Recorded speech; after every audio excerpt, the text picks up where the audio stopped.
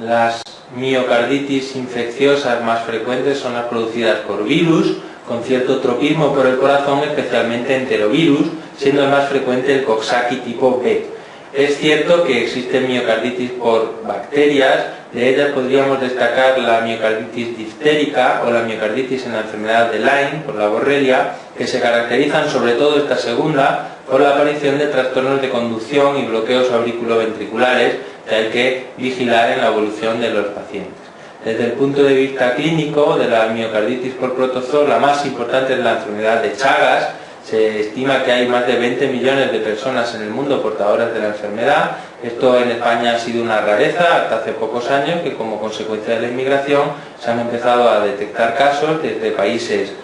donde la cardiopatía chagásica es frecuente,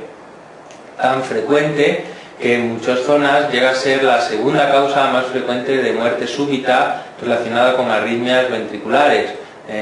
por detrás del infarto de miocardio y por delante de otro tipo de miocardiopatías. La miocardiopatía chagásica suele producir algunas cicatrices en algunas partes del corazón, sobre todo inferoapicales, es bastante típico, junto a la inervación cardíaca a nivel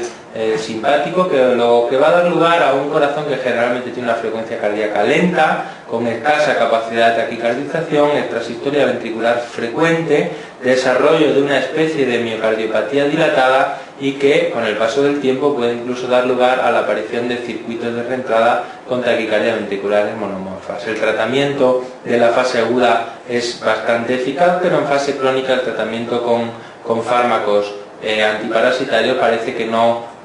mejora significativamente la evolución, por lo tanto ya se trata en ese caso de un manejo similar al que haríamos con otras formas de miocardiopatía dilatada.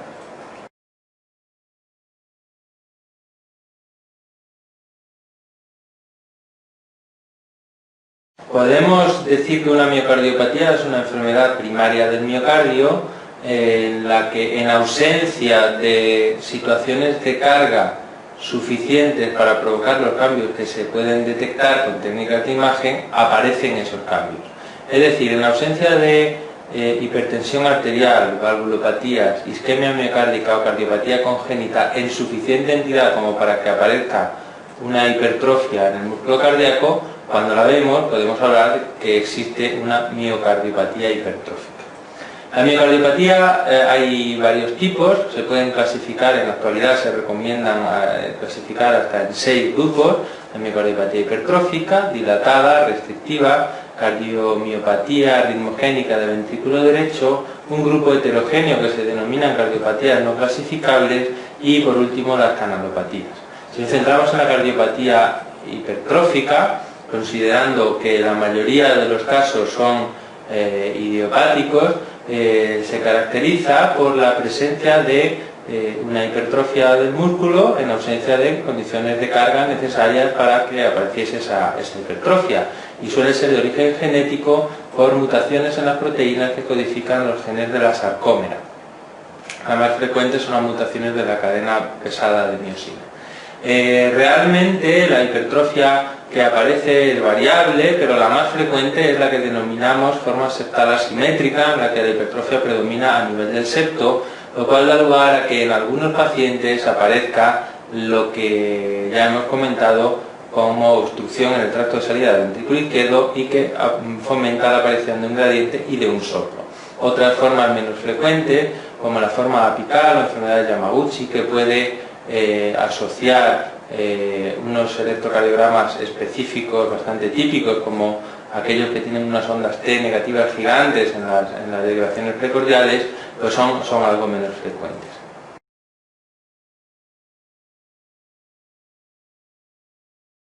No todos los pacientes con miocardiopatía hipertrófica sufren obstrucción en el tracto de salida del ventrículo izquierdo. De hecho, en reposo tan solo en torno a la cuarta parte de los pacientes la sufren. Con el Valsalva o con alguna otra maniobra podemos aumentar el porcentaje de pacientes, pero en cualquier caso no todos los pacientes con miocardiopatía hipertrófica tienen obstrucción. La obstrucción o el gradiente contribuye a un aumento en la presión diastólica en el ventrículo izquierdo y por tanto eso se transmite hacia atrás a la aurícula y al lecho pulmonar y fomenta la aparición de disnea, que es el síntoma más frecuente de esta enfermedad. Independientemente de eso, existen una serie de circunstancias en las que podemos modificar el soplo y el gradiente, principalmente, como ya hemos comentado previamente, maniobras que afectan a la precarga, de forma que disminuyendo la precarga aumenta el gradiente y el soplo, y aumentando la precarga disminuye el gradiente y el soplo.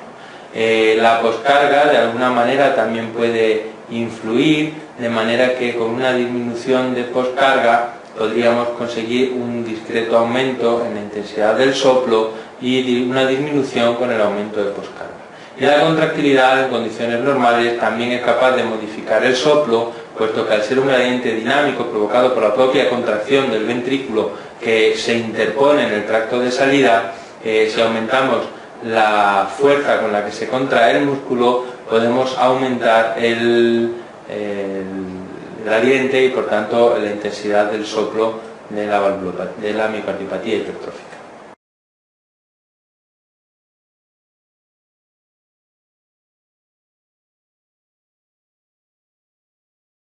Hemos comentado el síntoma más frecuente de esta enfermedad es la disnea. No obstante, muchos pacientes están asintomáticos hasta fases avanzadas, como la que se muestra en esta ecografía, en la que el músculo está muy grueso y el paciente realmente no había notado ningún síntoma. Esto es, desde el punto de vista clínico, importante, ya que estos pacientes están sometidos a un riesgo arrítmico significativo, incluso en ausencia de síntomas. Por lo tanto, es posible que el síntoma de debut de esta enfermedad sea una arritmia ventricular maligna. Por lo tanto, es necesario tener un alto grado de sospecha sobre ella y para poder investigarla en caso de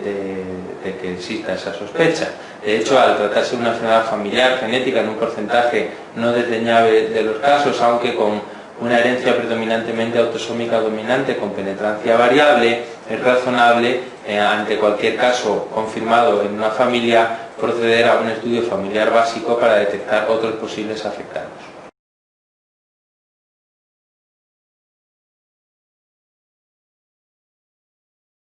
Dado que existe un cierto riesgo de muerte súbita en estos pacientes, es necesario identificar quiénes son los candidatos a que sufran ese proceso. La muerte súbita suele estar provocada por arritmias ventriculares sostenidas que acaban degenerando en fibrilación ventricular. Por tanto, podemos intentar buscar, es obligado en todos los pacientes, buscar datos de riesgo de muerte súbita para plantear el implante de un desfibrilador automático, puesto que esto puede permitir evitar el episodio de muerte súbita el día que se presente la arritmia. ¿Cuáles son esos criterios? Pues los factores de más riesgo conocidos son los antecedentes personales o familiares de muerte súbita, junto a la presencia de algún antecedente de taquicardia ventricular monomorfa sostenida que haya tenido el paciente espontáneamente. Otros datos que también aportan un mayor riesgo de muerte súbita son la presencia de síncopes de origen desconocido, sobre todo en los niños, la hipotensión arterial durante una prueba de esfuerzo, porque cuando alguien hace ejercicio físico la presión debería subir, si baja, digamos, eso es un dato de mal pronóstico, o la presencia de un grosor septal muy importante. Un septo normal nunca mide más allá de 11-12 milímetros de grosor, pues por encima de 30 se ha relacionado con más riesgo arrítmico, y la presencia de taquicardias ventriculares no sostenidas en el Holter. Una arritmia de breve duración, 2, 3, 5 segundos, cuando aparece de forma asintomática incluso en un Holter, pues puede ser también premonitorio de un mayor riesgo arrítmico. No está claro cuáles de estas son las que confieren el riesgo mayor. Bueno, más que no está claro, no hay un consenso entre las principales sociedades científicas, de manera que, salvo la presencia de muerte súbita recuperada, en la que todo el mundo tiene clara la indicación del desfibrilador, para algunos autores hace falta más de uno de los otros datos de alto riesgo para proceder al implante, mientras que en otras partes del mundo con uno solo de estos factores ya se recomienda el implante del dispositivo. También es razonable valorar la presencia de algunas otras anomalías, como ciertos genotipos desfavorables, la presencia de mayor gradiente obstructivo, la edad particularmente joven al diagnóstico, pacientes sometidos a ejercicio físico intenso, la presencia de áreas parcheadas de fibrosis en una resonancia magnética. Es decir, hay otros datos que pueden modular la decisión del implante del desfibrilador en presencia de, por ejemplo, solamente un dato de alto riesgo, porque si aparecen 2 o 3, pues probablemente todo el mundo es partidario del implante del dispositivo.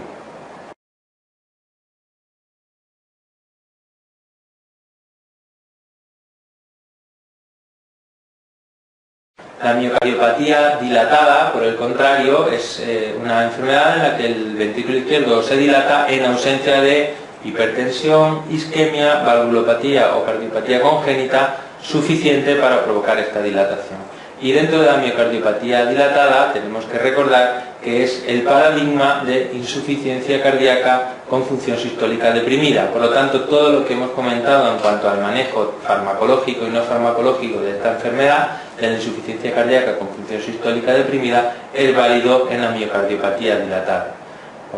Por otra parte, predomina, por tanto, el fallo sistólico, puesto que es el ejemplo típico de disfunción sistodiastólica o insuficiencia cardíaca con fracción de eyección deprimida.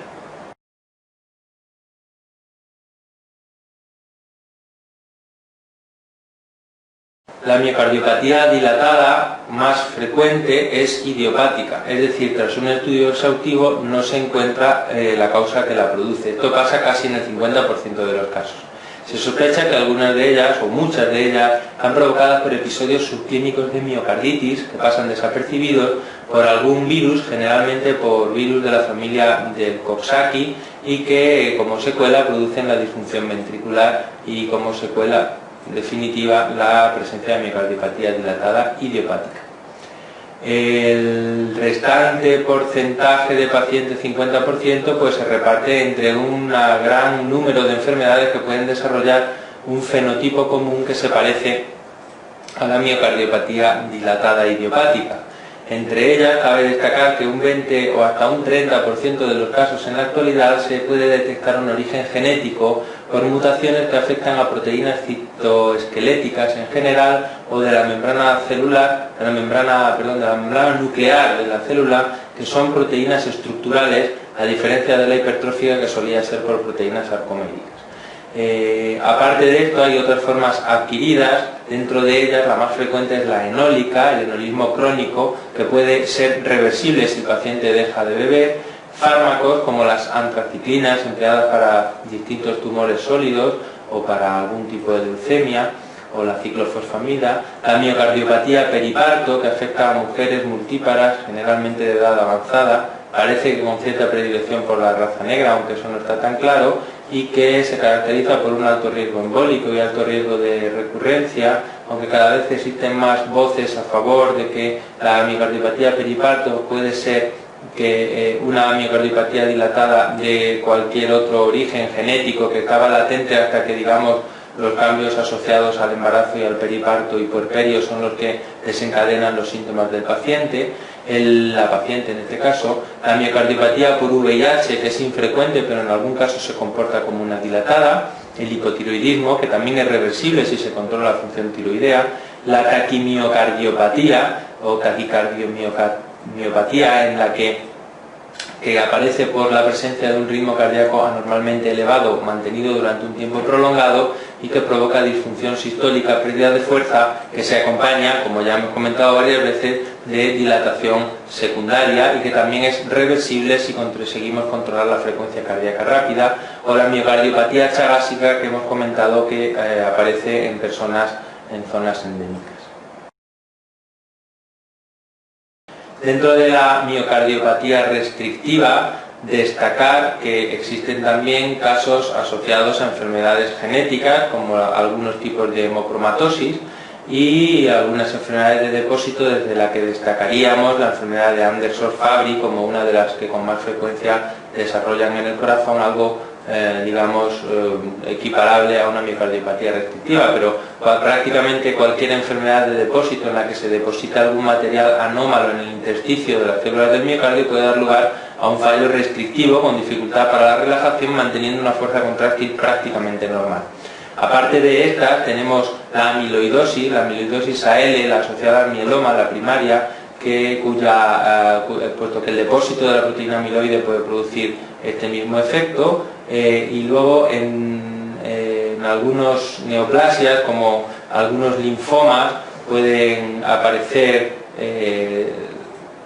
una infiltración de linfocitos del tejido miocárdico y puede dar lugar a este tipo de comportamiento restrictivo, o el síndrome carcinoide, que en algunos pacientes puede producir una fibrosis del miocardio y del endomiocardio que puede dar lugar a una miocardiopatía restrictiva, la fibrosis post-radioterapia torácica o enfermedades relacionadas con fibrosis endomiocárdica, que es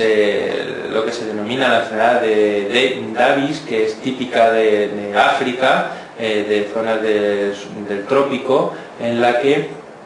sin motivo aparente y sin una eosinofilia excesivamente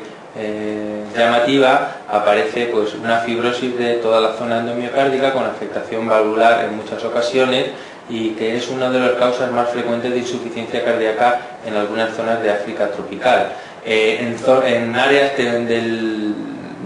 templadas, como puede ser Europa, hay